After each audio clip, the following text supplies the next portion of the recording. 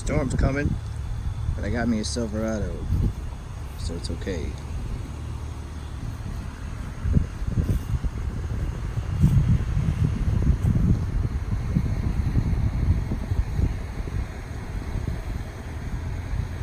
Okay guys,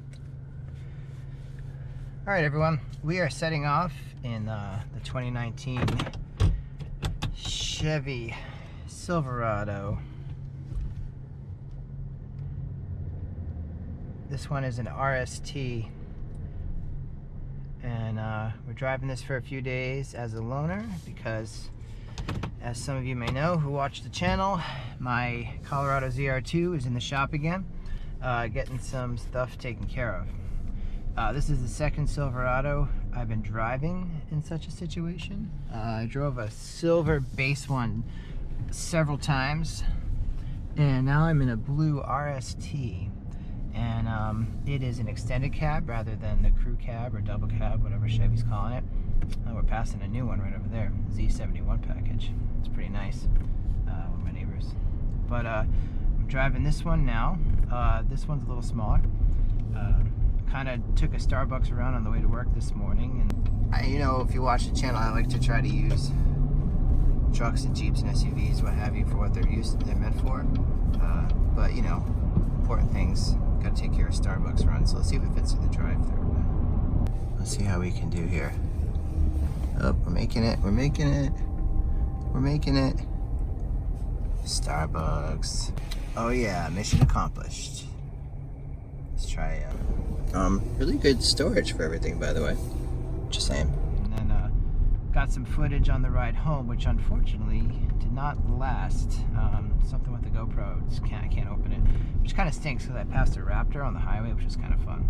But anyway, we're gonna drive out right now on my bumpy back street here, and you can hear some of the less than stellar Chevy build quality rattling around. But what you will see is the above average Chevy performance. Maybe you won't see too much of it on account of it being rush hour, and I'm going to get tonight's takeout. But I'll just talk to you a little bit about my experience with the Silverado, and maybe do some comparisons with the Colorado. So obviously you're talking V6 versus V8. This one's a 5.3 liter. It is smooth and powerful. I haven't driven the 6.2, so I can't compare it to that, although I'd like to. But you can see, get on the highway here, hopefully we can pull it a little bit. You'll see we've got some really good acceleration and some smooth shifting at that. It's a big truck, but it handles really well. It's almost like an oversized Colorado. Here's some engine.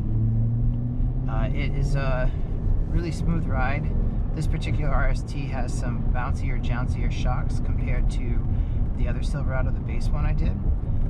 But performance-wise, it's pretty similar. We're going to put it in sport mode here. We're going to turn traction control off, help us get on the highway even a little bit faster. Another trick is to knock down the gear lever so the max gear can be like 5 or 6. And that can help you speed up too a little bit because it keeps it from going into overdrive right away. Pardon me while we get on the highway. And we punch it. Nice roar, nice shove. It's a big vehicle. Not breaking any speed records, but it has no problem getting up to speed. I hope I can rescue the footage of me passing that 6.2 liter first gen Raptor, but if I can't, I'll just tell you that the passing power of this vehicle is impressive. If you're going like 50 or 60, you can get up to 70 or 80, no problem, especially when you do that little trick I was talking about. And I have some other footage of me messing around with that too in a drive-thru. But anyway, on the highway, smooth sailing. It kind of rides like your grandfather's Cadillac or Buick. Probably more like a Buick since we're looking at some cloth seats and pretty basic interior. But it's a nice riding truck. Really great for your commute. If you are a weekend project guy or weekend outdoors warrior kind of guy like me, having the bed doesn't need to be the extended bed like this one, but having a bed is obviously great for a pickup. This truck should treat you well. We're only doing one exit here, pulling up behind this C7 Corvette. Just keeping it Chevy today. Not about to stoplight race that guy, but I think we could probably beat a fair amount of people not driving Corvettes, because I'm really surprised by the performance of this truck, especially for only being the 5.3 liter. The ergonomics of it are good. Huge seat adjustability. I can imagine the leather buckets are even more comfortable than these, but I'm doing all right in the cloth bench seat, so to speak. Plenty of room for folks to get in and out of the truck. I've carried 4 full-size adults in the crew cab version I had, but if you take a look here, if you adjust the seats enough, you can fit people in the back, no problem. It's not bad. Compared to the Colorado, which is also 2019, the one I have, the stereo is huge, like hurt your ears loud, and the Bose one and this one is pretty good. It sounds nice. You got good bass response and clear highs. I know Bose isn't always the best system, but they have it tuned really well for this car, or this truck rather. I'm impressed by it. The Bose in my truck, it sounds good, but it doesn't have as much volume. So sometimes if you want to cruise around with the windows down on the highway, you can't do it as easily. But it's definitely does the job. As you can see, I'm trying to merge into traffic here, get to the left lane to my destination, and again, no problem getting past cars, getting uphill, stuff like that. I'm sure towing and hauling would be pretty simple in this truck too. It's got a lot of brawn.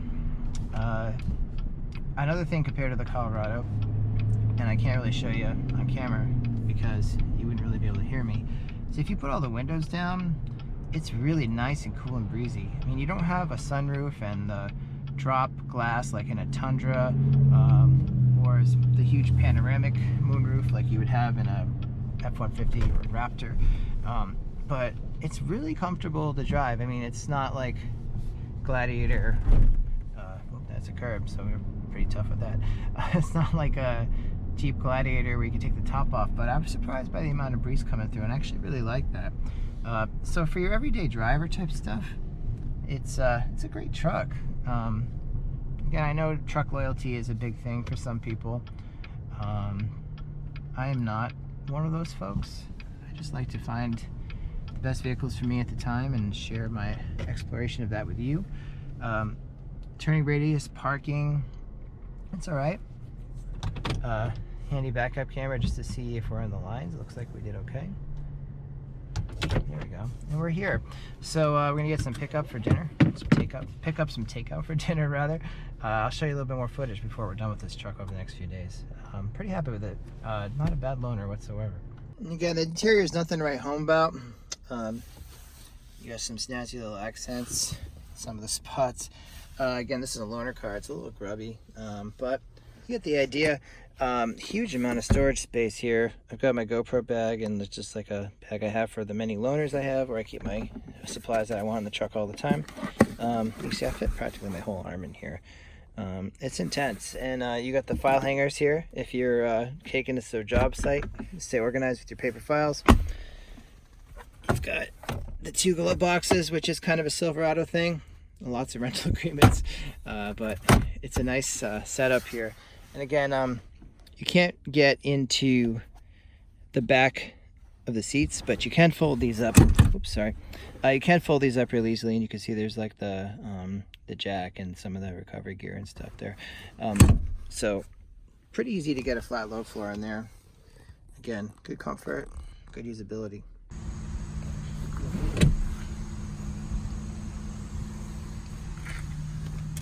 You can see there's lots of room down here, but this doesn't go back. It's flat on the wall. Not bad though. I mentioned earlier, I was in and out of Silverados as loaner vehicles. That's kind of the same truck. I was in them as loaner vehicles, and I didn't get a lot of footage. I wasn't really thinking of it at the time, and now turning it turn this into more of a review, a point of view drive review. And I was going to write an article for the blog and call it Truckload of Meh, because I hadn't really unlocked some of the stuff performance driving wise that the Silverado could do. I guess I would say truckload of meh with a question mark after it, because it really can be a truckload of meh if you want it to be. But as you can see what I'm doing here, I turn traction control off, put it in sport mode, and probably not going to be able to really show you what this can do, but I'm going to hustle a little bit through some of these turns on this road that I know really well. I even dropped it so the max gear is 5th gear. I could even do it 4th gear. It keeps the revs up. And if I let these people get a little bit of a head start, I'm not going to do anything crazy here, but you can see for a big truck that's softly sprung, it handles really well. So let's follow this old white truck up into some of these turns. I've had the opportunity to test drive a lot of cars here well before I got into blogging and YouTube, so unfortunately I don't have much proof. But you can see we're catching up to this white Ford, no problem. And we're definitely bouncing, we definitely got some body roll. But this is a tight road and there's traffic, so we're not going to do anything too crazy. But we're not like Raptor level wide, we're big. But we're getting through these turns, no problem. And you could probably tell from the footage, I'm not flying out of my seat. The rear end comes around nicely. I mentioned that in some of the other clips. And it carries speed well, especially for a big truck. I can only imagine what the Trail Boss will be like, because it's got a better suspension, but it does have the lift. So leave it in the comments if you've driven the Trail Boss and you've actually driven it on road, and tell me how that feels, because I'm curious. But I can say that this RST, it's not like a sports car or anything, but for what it is, it does a pretty good job. And let's check out this punchy drivetrain if we can.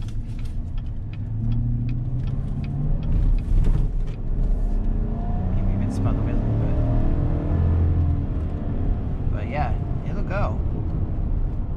And this is only the 5.3. So if you're like me and you're not necessarily a truck guy, you're not necessarily a race car guy, you're like a do-it-all, performance, have fun, impress your 6-year-old, enjoy your commute, a little bit of everything kind of guy, you look at a truck not just for its utility but also for its drivability. Needs to be comfortable on the long haul, needs to be able to do some off-roading, needs to be able to have its utility with the bed and functionality and such. It's got to have some performance, because life's too short to drive something boring. If you thought otherwise, you wouldn't be watching my videos. And honestly, the Silverado, I would have to put that question mark for a truckload of meh, because it has got some surprising I hit that bump and I felt that one, so it's not perfect, but it has some surprising performance features. So way to go, Chevy, on the Silverado.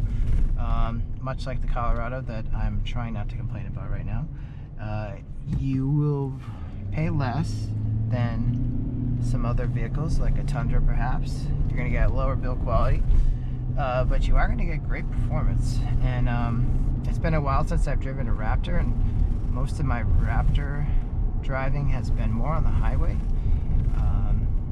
Unfortunately, I haven't gotten off-road with one. I haven't done a lot of tight turns like we just did. I do know a Raptor, or F-150s in general, kind of have a bit of a wheel hop in the back when you don't have a load. If you hit something and accelerate, I haven't really felt that here. I mean, we're bouncy and jouncy, but we're planted, and we're taking some, you know, pretty rough roads here for what you'd encounter on a daily drive. And the road feels good, and it's not transmitting too much to the driver. It's still comfortable. Not like I'm driving a Jeep and I'm trying to hold on so I don't fall out of the seat, because the ride is so stiff and unnecessarily jarring. So again, way to go, Silverado. We got nice smooth pavement here. Yeah, it's really good. If you are willing to make some compromises to get into a more affordable, good performing truck, then this might be a good one for you. And you could definitely strip it down further than this and make it a work truck and be perfectly happy with it for hopefully the long haul. So that's most of my thoughts on the Silverado. I know I've been rambling and repetitious. This is my first point of view driving review. I'm much more of a writer than a speaker. I like to take time to compose my thoughts, so thanks for your patience. I hope you liked it. I hope it was helpful for you if you're interested in a big truck like this. And if I get to get into more vehicles and do things this way, I hopefully will. And in the meanwhile, I'll keep sharing some videos and some blog posts about what I've driven. And as kind of like a newer car and truck guy, a new vehicle enthusiast, I've been lucky enough to get into a lot of different stuff and take a lot of notes. And I will share my experiences with you. Hope you like it. Thanks for watching. Like, subscribe, yada yada. Unfortunately, Griffin, my son's not with me to tell you the sign off. He's usually a little bit better at that than I am. Catch you next time. Thanks.